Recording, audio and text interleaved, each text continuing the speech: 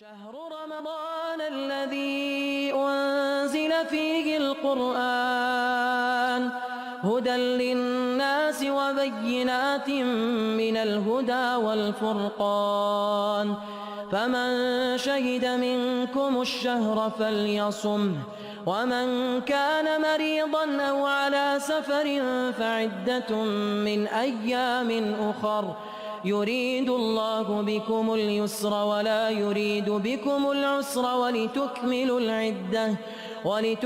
العدة ولتكبروا الله على ما هداكم ولعلكم تشكرون.